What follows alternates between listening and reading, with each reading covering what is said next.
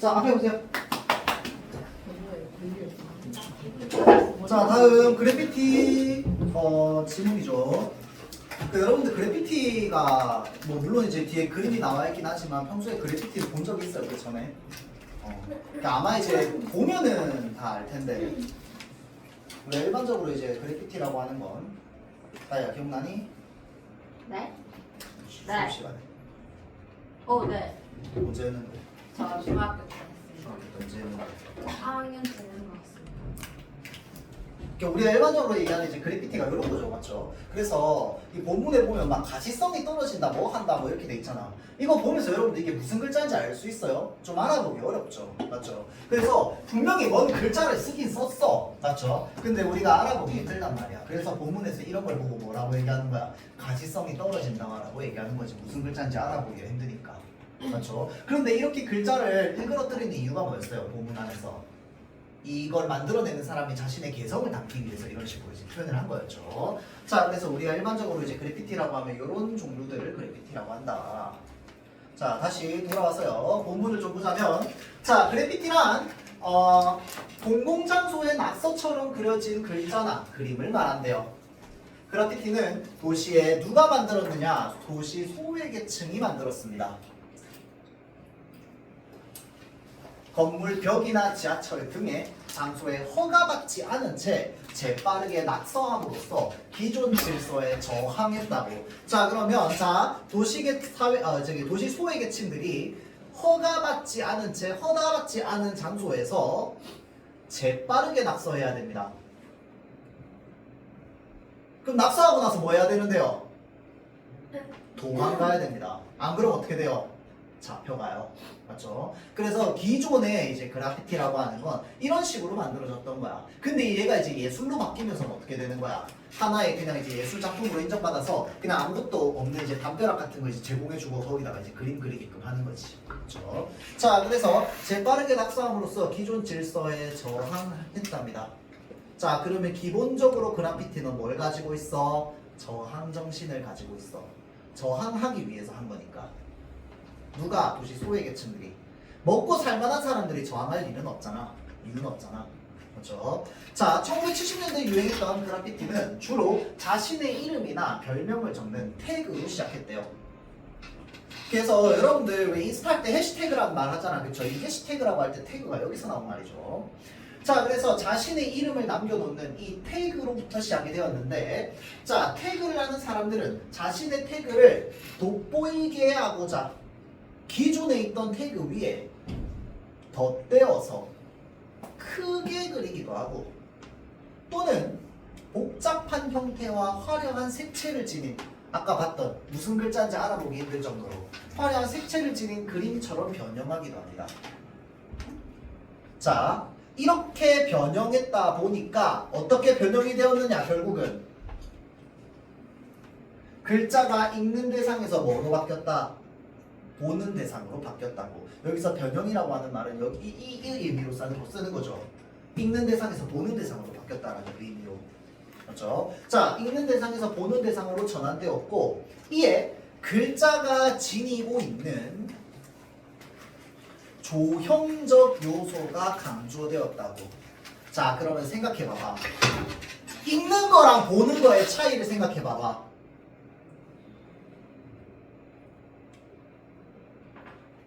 자, 우리가 읽다라고 생각하면 얘를 뭘로 생각했기 때문에 읽는다라고 얘기하는 거야? 글자라는 관점으로 봤기 때문에 읽는다라고 얘기하는 거고, 본다라는 관점은 뭘 얘기하는 거야? 그림으로서의 마치 그림 같은 걸 본다라고 얘기하는 거고. 자, 읽다에서 보다로 변형이 일어났다며. 자, 그러면 조형적 요소라고 되어 있는데 이 조형적 요소를 좀 다른 말로 바꿔봅시다. 글자 같은 요소를 말하는 거야? 그림 같은 요소를 말하는 거야? 뭘 말하는 거야, 너나? 그림 같은 요소를 말하는 거겠죠.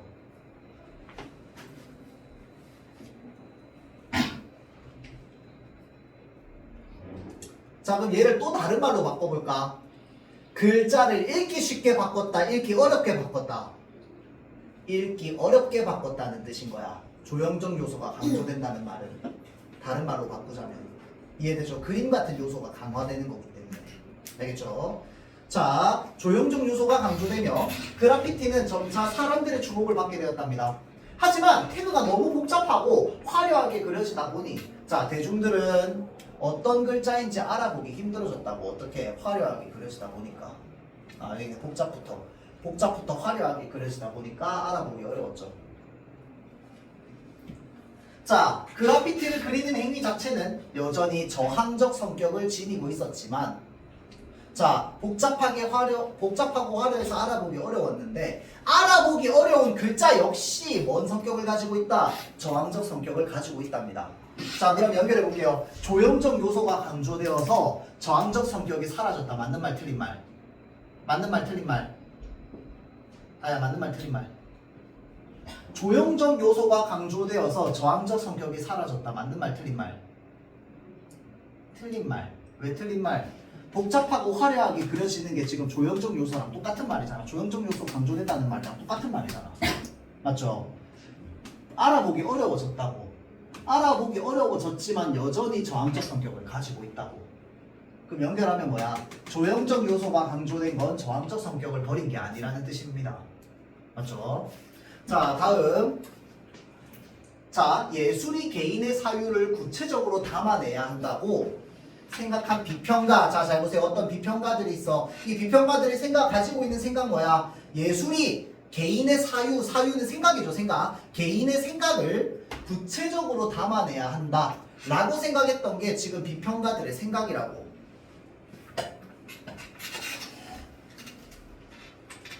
자, 단순히 이름이나 별명을 적는 행위에 불과했던 그래피티. 자, 그래피티를 비평가들은 이렇게 생각했다고. 에이, 그거 뭐 이름이나 별명 태그 적어 놓는 건데 그게 무슨 예술이야 라고 비평가들이 생각했다는 거야. 이 그래피티는 비가시적일 뿐만 아니라 텅 비었다라고 이야기를 하는 거죠. 자, 그러면 비가시적이다라고 하는 걸 또 다른 말로 바꿔봅시다. 일단 쉽게 바꾸면 알아보기 힘들다, 글자를. 근데 알아보기 힘들다랑 똑같은 말 아까 쌤이 얘기했죠. 조형적 요소가 강조되었다, 복잡하고 화려하게 그려졌다, 다 똑같은 말입니다. 알겠죠? 자, 그래서 조형적 요소가 강조되면 원래는 그림 같은 느낌이 들 거 아니야, 맞죠? 그럼 그림 같은 느낌이 들면 일반적으로 비평가들은 예술이라고 얘기를 해줘야 될 거 아니야. 그런데 비평가들이 예술이 아니라고 얘기하는 이유는 뭔데? 얘가 기본적으로 뭐기 때문에 그런 거야? 글자이기 때문인 거야. 글자를 복잡하고 화려하게 그리니까 알아보기 힘들어. 그런데 그린 건 결국은 글자를 그린 거잖아, 맞죠? 글자를 그렸기 때문에 텅 비었다라고 하는 건 뭐가 없다는 말이랑 똑같은 거야. 비평가들은 개인의 사유를 구체적으로 담아내야 된다네, 맞죠? 그러면 텅 비었다라고 하는 말 뜻이 뭐야?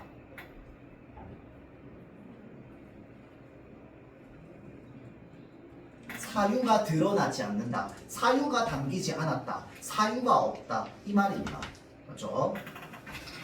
자, 비가시적일 뿐만 아니라 텅 비었다라고 할 때 텅 비었다라고 하는 건 사유가 없다, 생각이 없다, 생각이 느껴지지 않는다, 생각이 안 담겼다. 비가시적이다, 알아보기가 너무 힘들다. 왜? 너무 화려하게 그려놔서, 글자를 복잡하게 그려놔서. 알겠죠? 자, 이렇게 비판을 했답니다. 1980년대 그래피티 예술가들은 작품의 사회적 메시지를 담아내기 위해 왜 사회적 메시지를 담아야 되는데 이 사람들이 뭘 가지고 있어서? 저항정신을 가지고 있잖아. 그럼 사회적 메시지에는 뭐가 담겨 있어야 돼? 저항정신이 담겨 있어야 돼. 자, 그래서 사회적 메시지를 담아내기 위해서 다양한 기법들을 활용했답니다. 자, 다양한 기법이라고 돼 있어. 그럼 한 개 나와, 여러 개 나와? 여러 개 나오겠지, 맞죠? 자, 그래서 일단 대표적으로 한 개 얘기하네요. 스텐실 기법이라고 하는 게 있답니다. 자, 그래서 스텐실 기법은요, 자, 정교한 형상을 갖추는, 미안합니다. 자, 대표적으로 대상에 형상을 오려낸 부분에 스프레이를 뿌리거나 페인트를 칠하는, 요게 이제 스텐실 기법이죠. 그러니까 대상의 형상을 미리 오려냈어. 그래서 미리 오려낸 부분에다가 스프레이를 뿌리는 거야. 그래서 빠르게 작업하고 도망갈 수 있는 이유가 뭐냐면 미리 만들어 놓는 거예요. 미리 만들어 놓고 얘를 덧대가지고 색깔 입히는 거야. 알겠죠? 이게 색깔 쫙 입히고 난 다음에 뭐 하는 거야? 떼서 도망가는 거야. 알겠죠? 자, 그래서 스텐실 기법이 활용되었고 이를 통해서 정교한 형상을 갖추고 있는 글자와 그림을 표현할 수 있게 되면서 자, 정교한 형상을 가지고 있으니까 예술성을 높인다. 똑같은 말로 연결될 거야. 거기에 플러스 정교하기 때문에 대중들이 이해하기 쉽습니다.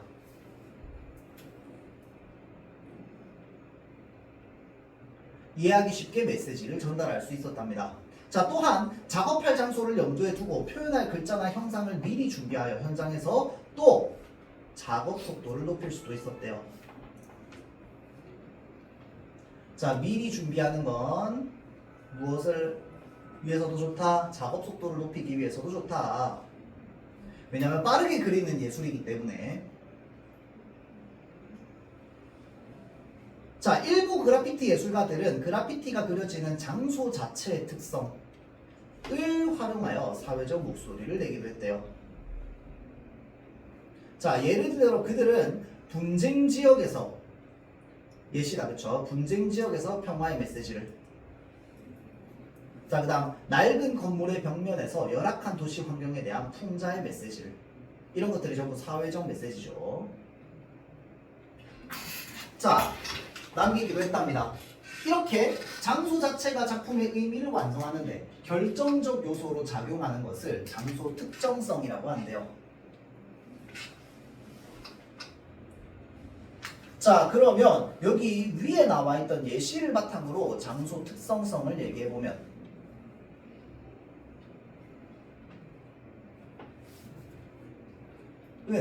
첫 번째, 분쟁 지역이라서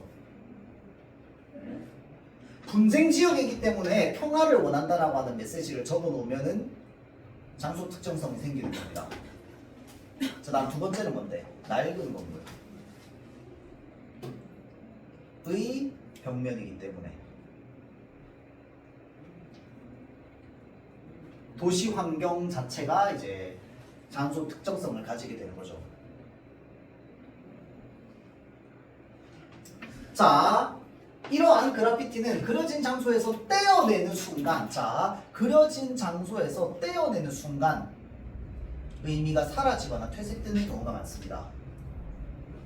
그러니까 예를 들어서 분쟁 지역에 담벼락이 있어. 분쟁 지역에 담벼락이 가가지고 peace라고 하는 단어를 썼다고 칩시다. 평화.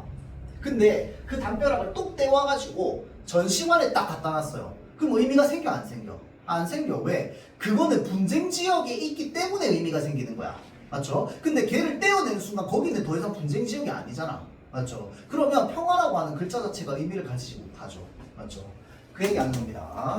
자, 다음 저항정신에 기반한 낙서 행위에 불과했던 그래피티는 다양한 방식을 활용함으로써 작품의 메시지를 효과적으로 형성할 수 있게 되었습니다. 이로써 그래피티는 현대사회의 다양한 문제를 조명하는 공공예술 장르로 인정을 받게 되었다라고 되어 있죠. 자, 그래서 요거는 기억 16번 한번 봅시다. 기억과 같은 평가받는 이유. 이거 아까 쌤이 얘기했다, 그렇죠? 자, 일단 기억은 첫 번째 비가시적이다라고 하는 건 이제 형태를 알아볼 수 없다. 너무 복잡하고 화려하다.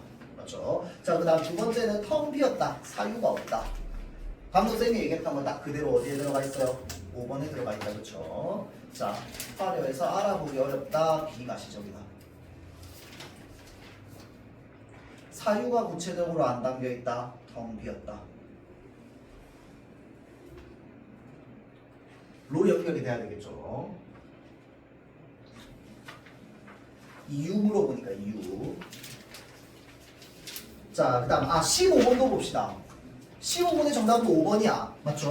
5번인데 자, 여기서 뭐가 틀렸습니까? 창작 주체가 도시의 소외계층으로 확대됐잖아. 확대가 무슨 말인데? 도시의 소외계층이 원래 이걸 안 그렸는데 나중에 그리게 된 거야. 그게 확대됐다는 뜻이잖아. 맞죠? 근데 얘는 확대가 아니고 원래부터 도시 소외계층이 그렸던 그림인 거야. 맞죠? 자, 그래서 확대되었다라고 하면 틀린 말이 돼야 되겠죠. 맞죠? 자, 다음 17번. 요건 아마 그대로 활용될 가능성이 좀 높습니다. 자, 그래서 이 사진은 이제 공공장소인 어느 주차장 벽에 그려진 작품이야. 주차장 벽에. 주차장에는 원래 보통 파킹까지 있어야 된단 말이야. 맞죠? 파킹까지 하면 이제 주차 뭐 이런 거니까.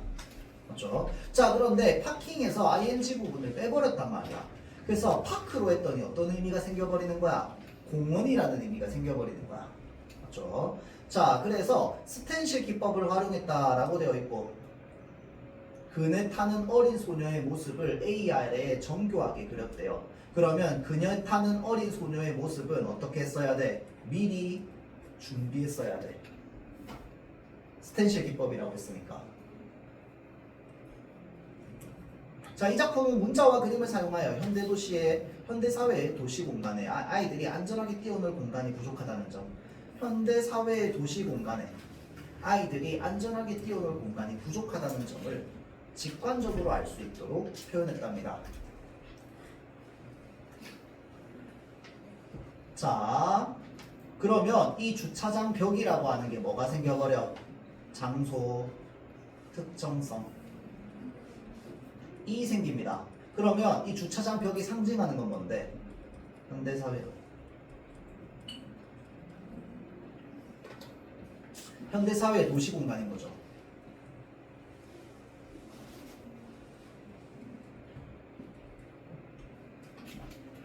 자, 우리가 비문학 지문에서 보기가 나온다는 건 보기를 통해서 뭘 해야 된다?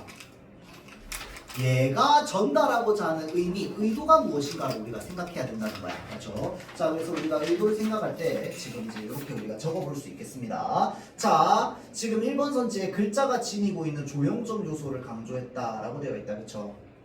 자, 조형적 요소를 강조했다. 조형적 요소 아까 쌤이 무슨 말로 바꿀 수 있다고 했어? 화려하고 복잡하게 라는 말로 바꿀 수 있다고 했습니다. 맞죠? 자, 단순화한 거야, 형태를. 아니겠다, 그쵸? 자, 그래서 연결이 되지 않습니다. 조형적 요소를 강조했다. 조형적 요소는 화려하고 복잡하게라는 뜻이야. 이 지문 안에서 그런 거야. 원래 평소에 조형적 요소가 화려하고 복잡하게라는 뜻을 가지고 있지 않습니다. 알겠죠? 조형적 요소라고 하는 건 그냥 말 그대로 이것이 만들어져 있는 어떤 그 형태적인 요소를 말하는 거야. 그런데 이 지문 안에서 조형적 요소라고 하는 건 글자를 화려하고 마치 그림처럼 만드는 거기 때문에 복잡하게가 되는 거고, 그거는 뭐랑 반대말인 거야? 단순화랑 반대말인 거야. 맞죠? 자, 그래서 지금 1번이 틀린 문제가 되는 거죠. 자, 그래서 여기까지. 자, 다음 18번 지문 보겠습니다.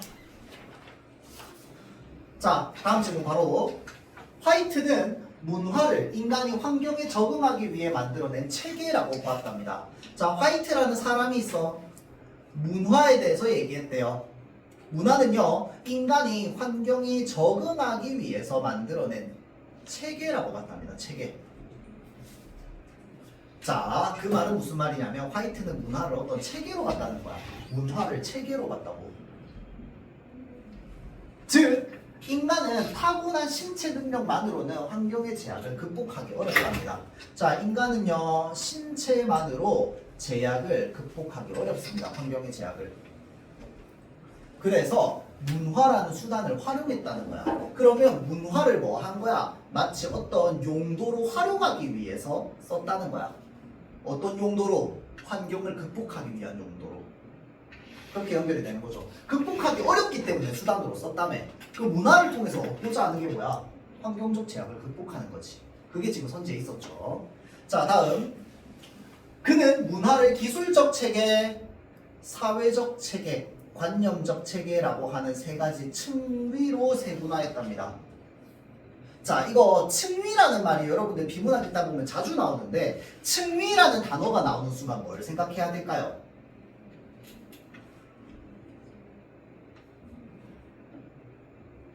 위아래가 있다는 뜻입니다. 1층이랑 2층이 있어. 1층은 2층에 비해서 낮은 층이야, 높은 층이야? 낮은 층이야. 층위라고 할 때 층이라고 하는 게 뭐야? 지금 나뉜다는 뜻입니다. 알겠죠? 알겠죠? 상하관계 위아래가 있다는 뜻이야.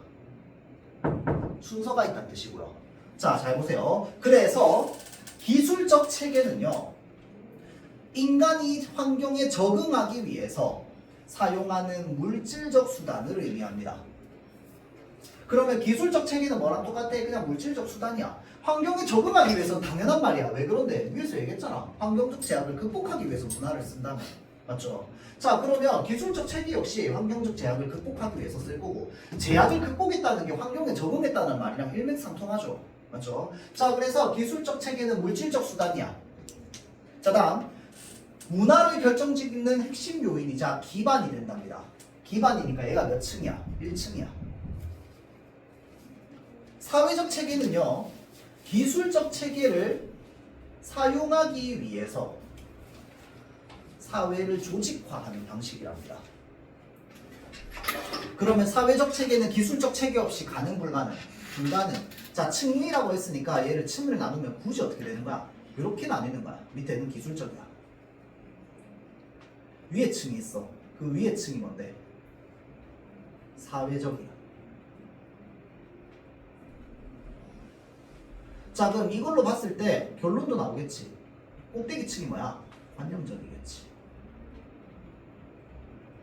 머릿속에 이 이미지가 추상적으로 그려지면 좋을 것 같아요. 알겠죠? 자, 기술적이라고 하는 1층이 없으면 사회적이 있을 수 있다 없다? 없다는 뜻입니다. 층위라는 말은. 알겠죠? 자, 그래서 기술적 체계를 사용하기 위해서 조직하는 거야. 그러니까 얘를 쓰기 위해서 얘를 조직했다는 거야. 얘가 기반이거든. 맞죠? 자, 그 다음 관용적 체계는요, 기술적 체계랑 사회적 체계를 둘 다 써야 돼.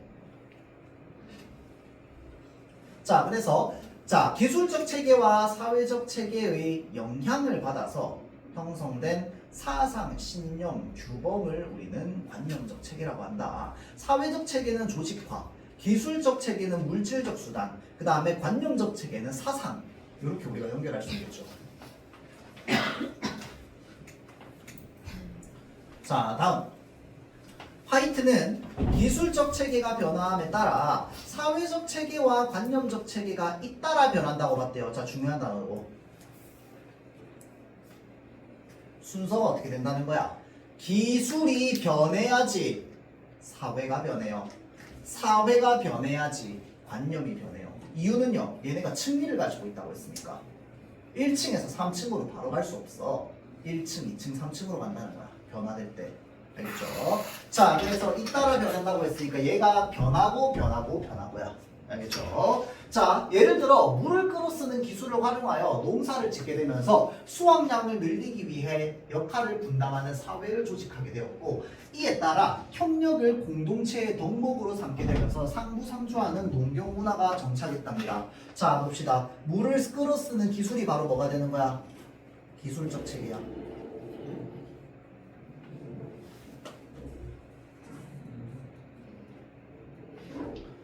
자, 역할 분담. 이 뭐야? 사회적 체계죠. 조직하는 거니까. 뒤에 조직이라고 적혀있고.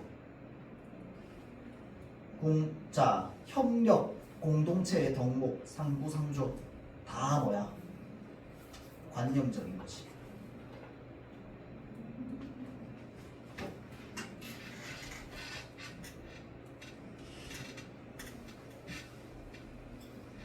자, 다음. 화이트에 따르면 모든 대상은 자연 법칙에 따라 유효하게 이용할 수 있는 에너지가 감소되는 방향으로 나아간대요. 잘 보세요. 화이트에 따르면 모든 대상은요, 자연 법칙에 따라서 에너지가 감소되는 방향으로 나아간답니다. 근데 인간은 그것을 거스른대요. 에너지를 활용하여 생명을 유지하려는 반엔트로피적 성향을 띈답니다. 자, 그러면 이 글에서 반엔트로피가 무슨 말인데? 자, 거스르는 건 거스르는데 뭘 거스르는 거야? 정확하게 말하면 목적어가 자연 법칙을 거스르는 거야. 맞죠? 이러한 흐름인데, 이러한 흐름이 뭔데? 자연 법칙이잖아. 맞죠? 자연 법칙을 거슬러서 에너지를 활용하고 생명을 유지하려는 것, 그것을 뭐라고 한다? 엔트로피적 성향이라고 한다.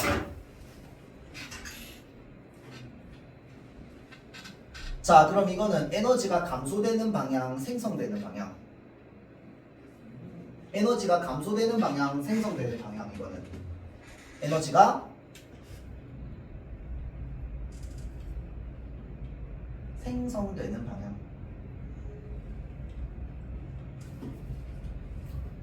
이랑 똑같은 말입니다. 위에 다 나와 있어요. 자, 다시 문장 구조 한번 볼게요. 모든 대상은 자연 법칙에 따라서 에너지가 감소되는 방향이라고. 자연 법칙은 뭔데? 에너지가 감소되는 방향이 자연 법칙이야. 똑같은 말. 맞죠? 자, 자연 법칙은 에너지가 감소되는 방향이야. 그런데 인간은 이러한 흐름을 뭐 한다고? 거스른대요. 이 방향을 거스른다고. 그럼 결국은 말하는 게 뭐야? 에너지가 생성되는 방향으로 쓴다는 거야, 인간은.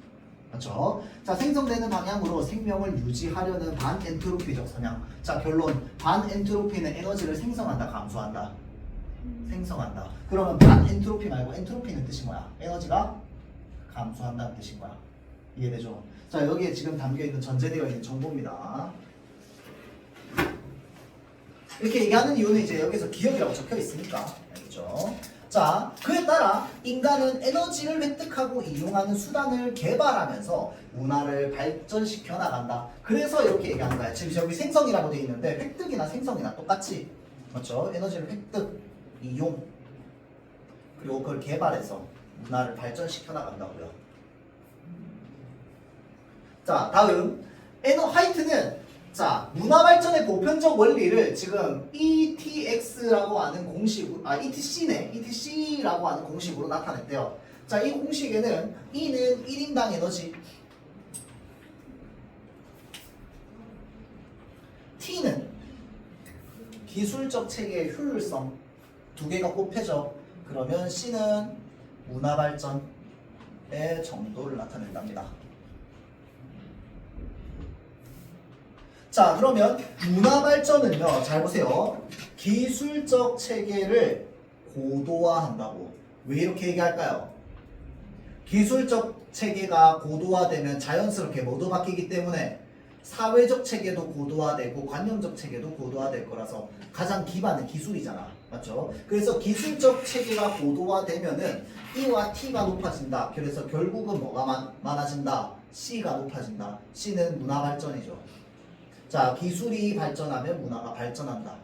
맞는 말, 틀린 말? 맞는 말. 화이트의 관점에서. 화이트의 관점에서 기술이 발전하면 문화가 발전한다는 맞는 말이야. 왜? E가 높아지면 C도 높아질 거 아니야. 맞죠? 자, E는 문화가 인간이 자연으로부터 얻은 에너지의 양과 문화는 자, 자연으로부터 얻은 에너지의 양과 에너지를 효율적으로 동력화할 수 있는 정도에 따라서 발전한다는 걸 의미한다. 결국 위에 나와 있는 공식이랑 똑같은 말이죠. 자, 그래서 여기까지. 마찬가지로 여러분들 지문들 정리 그냥 간단하게만 하면 될 것 같아요. 나는 여기에서는 기술적 체계, 사회적 체계, 그 다음에 관념적 체계가 어떤 의미인지 정리.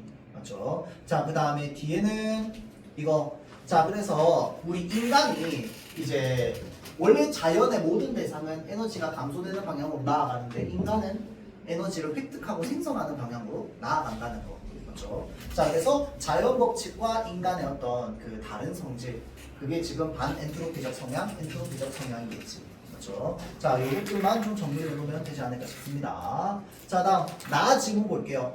나 지문은 반퍼슨에 대한 이야기고요. 문화를 인간이 세계를 이해하는, 자, 잘 보세요. 문화를 뭐로 봤냐면 사고는 생각이잖아.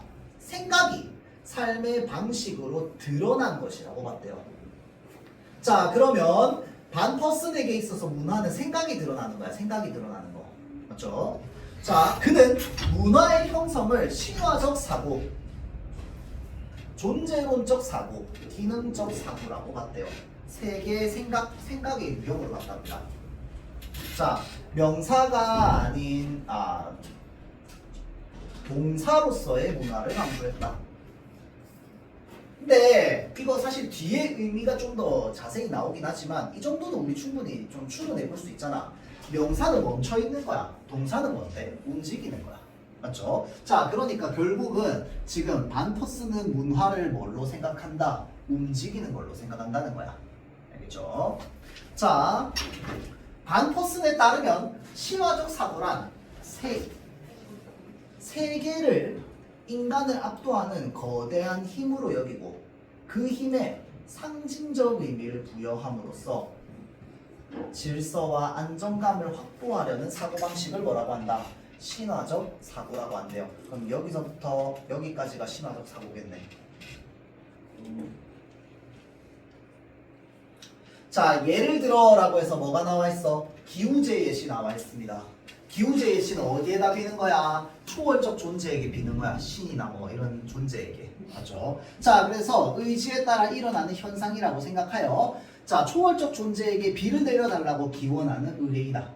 이는 가뭄으로 식수가 부족해져서 사회가 처한 위기를 해결함으로써 공동체의 안전과 질서를 도모하려는 삶의 방식으로 볼 수 있대요. 자, 기우제, 비는 이유가 뭔데? 우리 부족들 좀 먹고 살게 해달라고. 죽을 것 같으니까. 이 삶의 질서나 이런 문제들을 해결하기 위해서 비는 거죠. 자, 그래서 이런 것들 우리가 이제 신화적 사고라고 한다. 자, 다음 두 번째, 존재론적 사고. 자, 존재론적 사고는요, 이성적으로 파악해서요, 세계의 본질을 객관적으로 규명하려는 사고방식입니다. 그럼 뭘 찾으려고 해야 될까요? 원리나 규칙을 찾으려고 해야 되겠지. 맞죠? 이유를 찾으려고 해야 될 거고, 논리성을 찾으려고 할 거고. 맞죠? 자, 그래서 감염병 치료를 위해서 병원을 찾는 문화가 바로 뭐다? 존재론적 사고야. 누군가가 전염병에 걸렸어. 전염병에 걸렸는데 저기 재단에다가 재물 맞춰놓고 제사를 지내요. 그럼 이거는 무슨적 사고야? 신화적 사고야. 맞죠? 자, 그런데 내가 아파, 누가 병에 걸렸어. 데리고 병원을 가. 무슨 사고라고? 존재론적 사고라고. 알겠죠? 이성적으로 생각하는 거.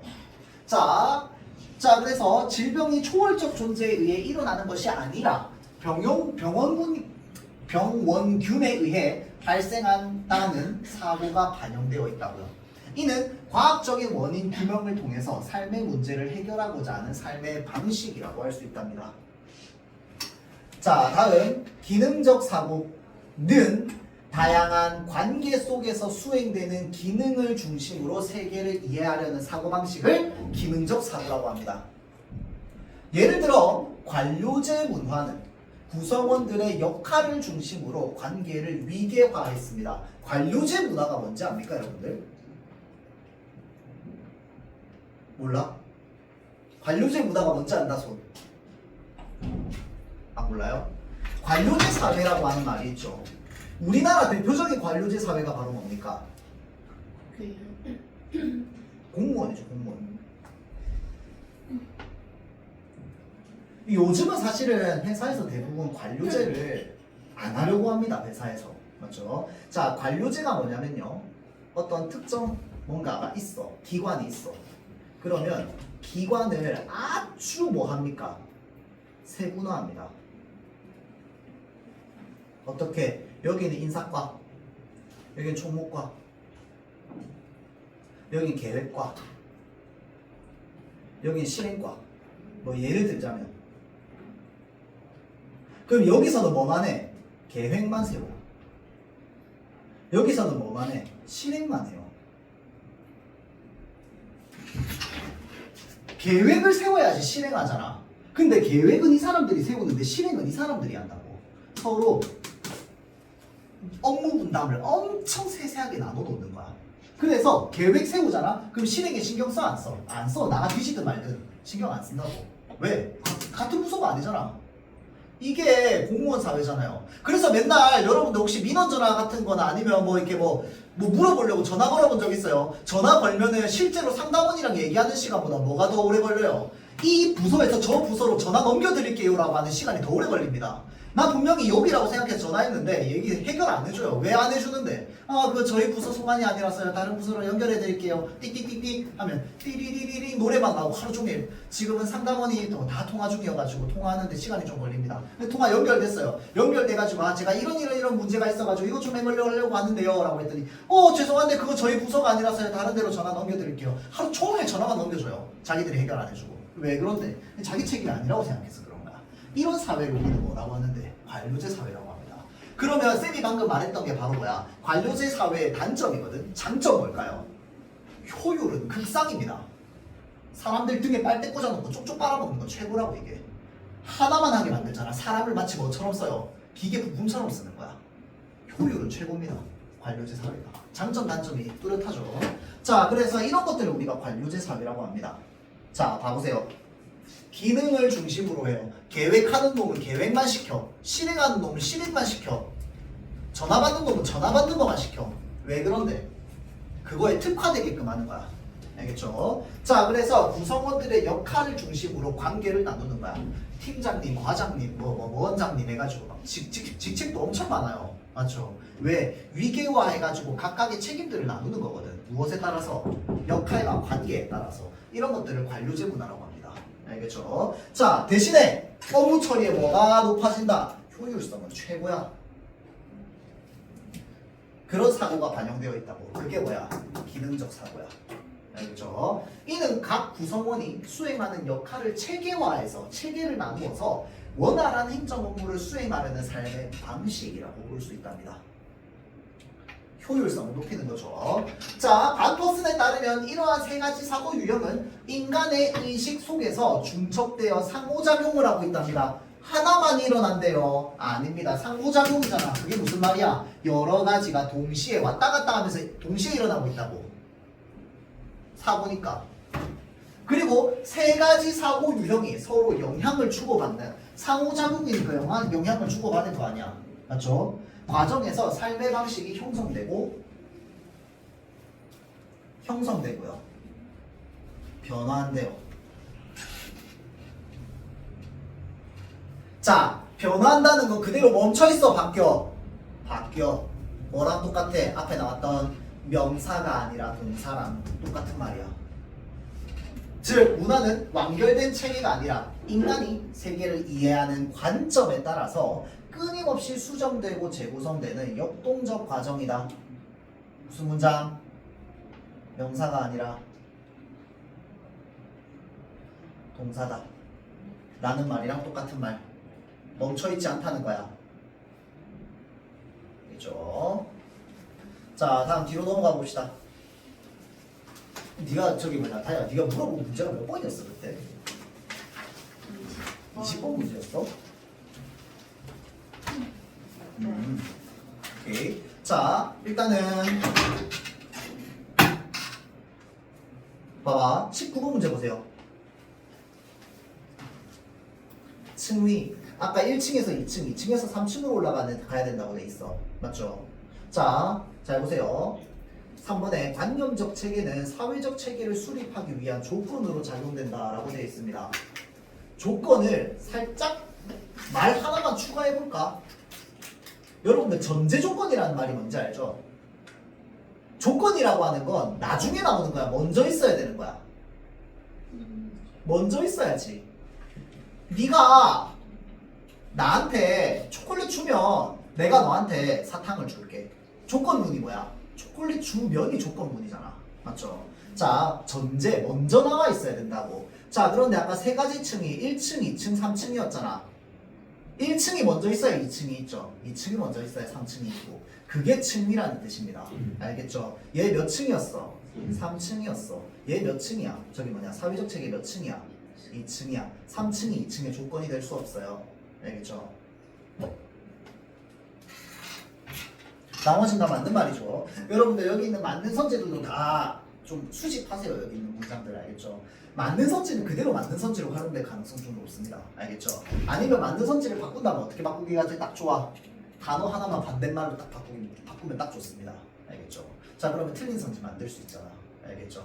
자, 그래서 일단은 여러분들 좀 수집은 좀 해놓으세요. 맞는 선지도. 자, 다음 20번 문제 봅시다. 자, 20번 문제는 가의 기억을 바탕으로 니은 기우제를 이해하라는 거잖아. 자, 그러면 기억이 뭐였어? 반엔트로피적 성향이었잖아.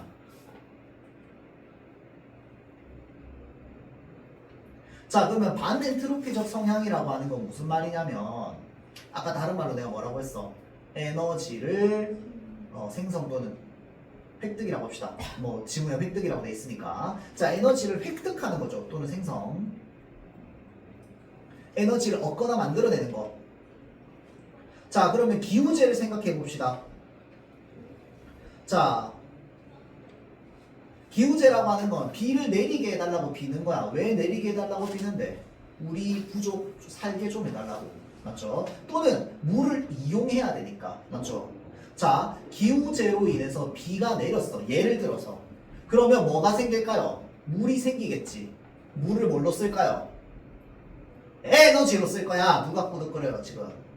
자, 비가 내려요. 자, 비가 내리면 물이 생겨. 물을 뭘로 쓸 거야? 인간은 에너지로 쓸 거야. 먹는 데 쓰던 아니면 발전하는 데 쓰던. 맞죠? 자, 그래서 요게 좀 필요하단 말이야. 맞죠? 자, 그래서 기우제라고 하는 건, 자, 이건 지금 기억을 바탕으로 생각한 거고, 자, 나의 지문에서 기우제는 뭐였어요? 신화적 사고였지.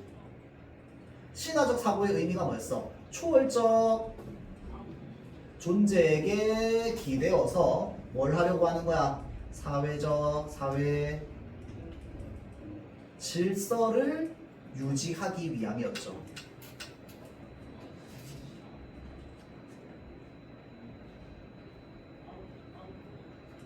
자, 그래서 1번 선지 봐봐. 생존에 유리한 환경을 조성하기 위해서 B를 식수로 활용하여 에너지를 동력화한 것이겠군 이라고 되어 있습니다. 자, 에너지를 얻어. 맞죠? 자, 그래서 에너지를 동력화한다라는 말이랑 에너지를 얻는다는 말이 있어요. 이게 똑같은 말일까요? 앞에 봐! 에너지를 동력화한다, 에너지를 얻는다, 똑같은 말이야.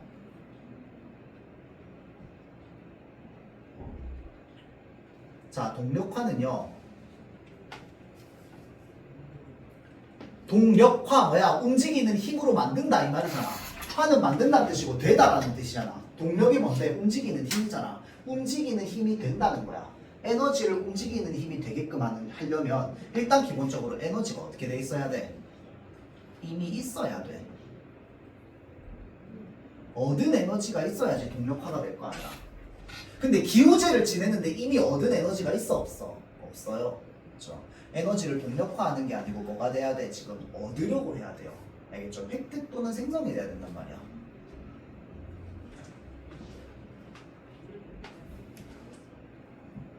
또 헷갈렸던 선지 있어? 1번 말고. 나는 1번이 헷갈렸을 거라고 보는데. 나이 몇 번 했어? 기억이 안 나요? 설명할 수 있다며 이거. 네? 어. 아니 어. 답이 아닌 걸 설명했어. 그게 다 5번이잖아. 아, 그러니까. 아, 이게 답이 왜 아닌지를 설명할 수 네. 있다고? 아, 오케이, 알겠어요. 자, 5번 봅시다. 생존에 필요한 에너지를 초월적 존재로부터 획득한다고. 획득이라는 말 맞죠? 공동체의 안정과 질서 유지에 활용하려고 한다. 획득이라는 말은 어디에 있던 단어야? 가 지문에 있던 단어죠. 안정과 질서 유지는 나 지문에 있던 단어입니다. 내가 이 얘기하는 이유는 뭐냐면요. 자, 가, 나 지문이 있잖아. 얘는요, 우리가 무슨 유형이라고 얘기하냐면 주제 통합 지문이라고 합니다.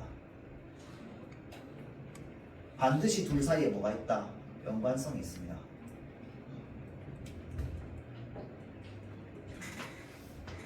그래서 나에 있는 개념을 물어보는데 근거를 찾으려면 가로 가야 돼요. 이해가 안 되면 왔다 갔다가 불가능하겠죠. 이런 유형이 재작년 수능에 나왔습니다. 재작년 수능에 이제 두 번째 저기 주택 임대차보법과 관련해가지고 그렇죠. 자, 그래서 정답이 5번이죠. 자, 다음. 자, 나의 니은입니다. 니은. 요건 아까 쌤이 얘기했다, 그렇죠? 이거 동사로서의 의미를 찾는 거 아니야? 맞죠? 자, 동사로서의 의미를 찾을 때 뭐가 돼야 돼? 고정돼 있으면 안 된다고. 뭐 해야 돼요? 끊임없이 변화해야 된다고. 가 돼야 되겠지. 그렇죠? 자, 그래서 이거 20번이랑 21번 있죠? 얘는요, 선지끼리 비교 OX 하는 거 아닙니다. 원래 적절한 거는. 적절한 건 뭐 해야 돼? 1, 2, 3, 4, 5 쭉 스캔하고 맞는 거 한 번에 그냥 빵 찾아야 돼요.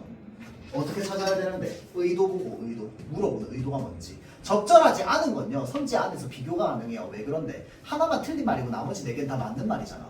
비교가 가능해요. 하나만 맞는 말이고 4개 다 틀린 말이라고. 비교 안 돼요. 알겠지? 의도 보고 빵 찾아야 돼. 평소에. 알겠죠? 적절한 걸 찾을 때는. 자, 다음 22번 문제 봅시다. 자, 우리가 여기에서 좀 살펴봐야 되는 문장 단어를 좀 볼까요? 자, 일단 기본적으로 분수 건설했습니다.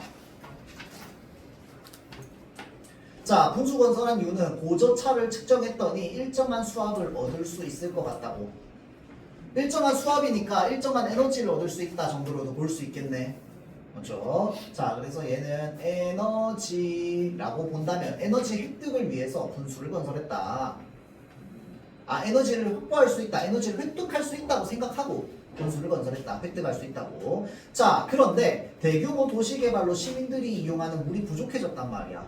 분수의 물 공급을 중단했어. 그러면 자, 이거는 의도가 뭐야? 의도가 시민에게 물을 나눠주기 위함이죠.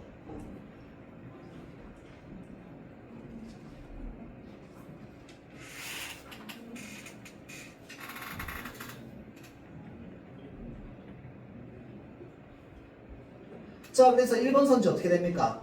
자, 자연으로부터 얻은 에너지를 분수에 효율적으로 활용한다라고 할 때 분수에 쓰는 게 아니라 어디다 써야 돼? 사람에게 써야 돼요. 그렇죠?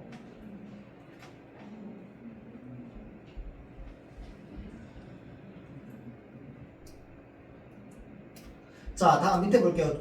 분수 주변의 경관을 체계적으로 관리하기 시작했답니다. 얘를 그러면 본문에 나와 있던 말로 바꾸면 어떤 걸로 바꿀 수 있을까요? 저거 사고방식으로 볼 수 있을 것 같은데 뭐였어? 체계적으로 관리했다. 사고방식으로 보자면 마지막 세 번째가 뭐였어? 나 이름 기회가 안 나서.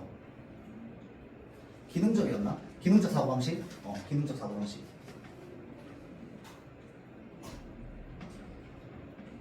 왜? 경관을 체계적으로 관리했다는 게 부서를 만들었다는 거 아니야. 맞죠?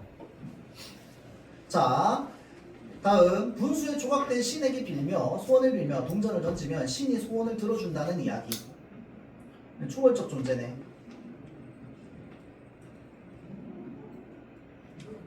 아까 초월적 존재 뭐였어? 심화적. 으로 볼 수 있겠네.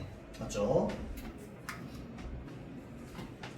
자, 그러면 경관을 체계적으로 관리한다라고 할 때 얘를 세 가지 층위로 보면 무슨 체계라고 볼 수 있을까요? 기능적 사고이자 동시에 이름 사회적 체계가 되겠죠.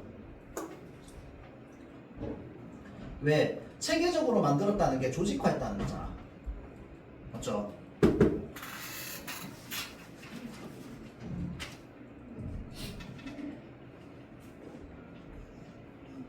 자, 그러면 지금 봐봐. 얘 신이 뭐 어쩌고 저쩌고 얘를 신화적 사고인데 체계로 나누면 어떻게 될까요? 관념적 체계가 되겠죠.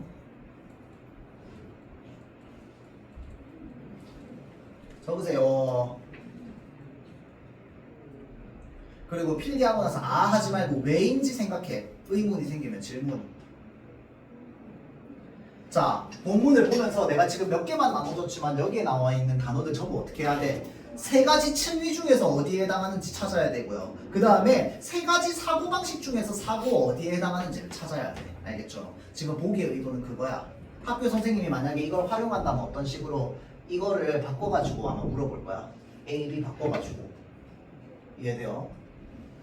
자, 그래서 요거를 여러분들 생각을 좀 할 수 있도록 합시다. 자, 그 다음 아까 쌤이 나눠줬던 여기 지금 달빵 들어가 보세요. 달빵 펼쳐보세요.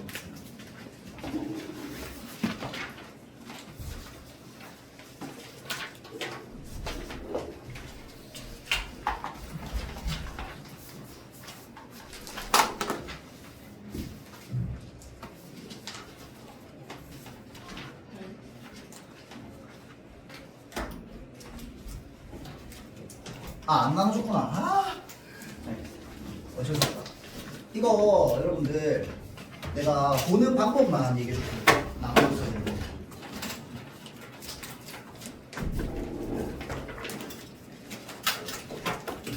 자, 요거요 여러분들 달밤이랑 흐르는 북이라고 하는 요거 소설 있죠. 요거는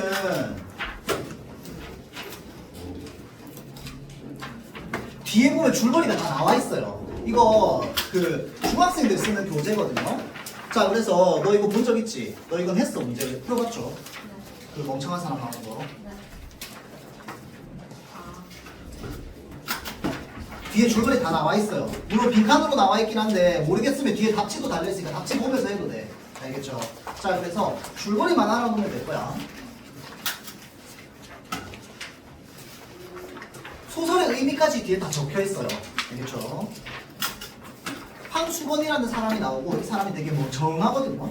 근데 이 멍청한 사람을 바라보는 1인칭 서술자가 안 받은 사람, 방금 달밤 안 받은 사람 다 받았어? 받았어? 받았어? 받았고?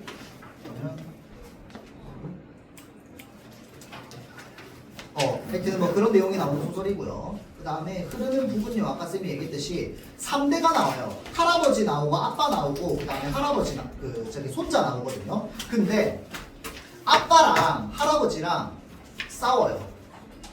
서로 가치관이 달라서.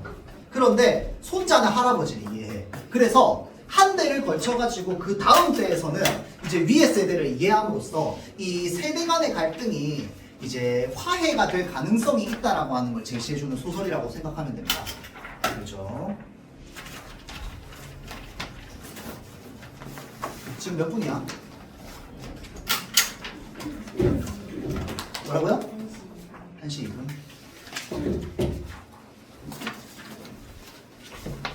미안한데 요거 다 받고 나면 나가서 바로 가지 말고 앞에 그 데스크에서 프린트를 좀 받아주세요.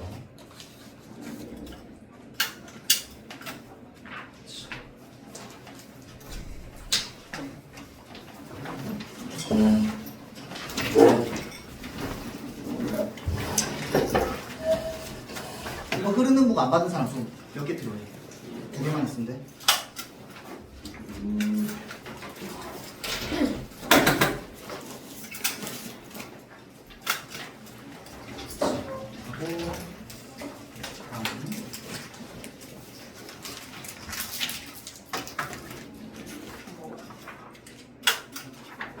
하고 나오세요 전부. 앞에 데스크에서 조금만 기다려주세요.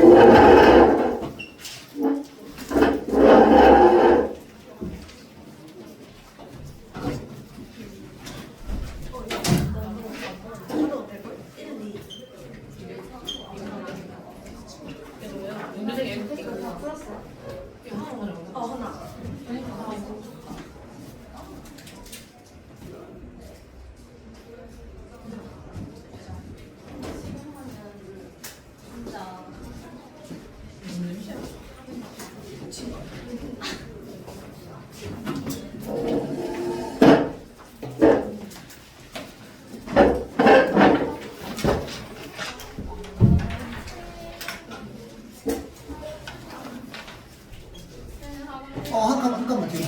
나 이거 정리. 뭐라고? 갔다 오세요. 뒤로 앉읍시다.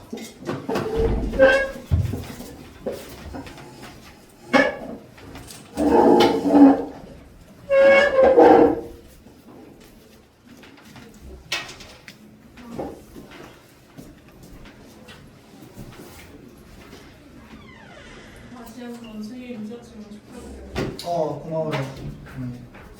근데 생일 선물은 그 선생님이 원하는 건 줄 수 없을 것 같아요. 그래. 잠깐만.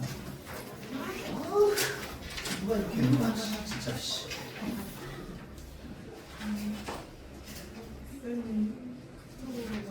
천천히 하세요. 생일 선물은 준비해서 성적으로 받는다는 게 아니라 도망갈게요.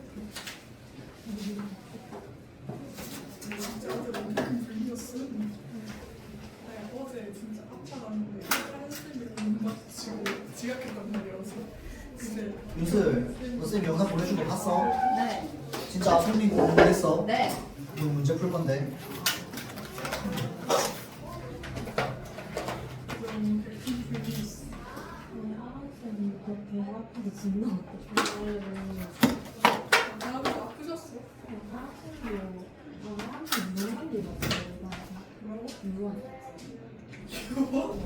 나한테 목소리 죽으면 아니 근데 아르신 그만큼 아픈 거 맞아? 아니 그치? 그래? 날 다음 날 바로 얼굴이 바로 괜찮아져가지고 아니 애들 지갑 잡고 자주 조용히 막 머리 잡고 자주 체하신다고 느낌 들었어.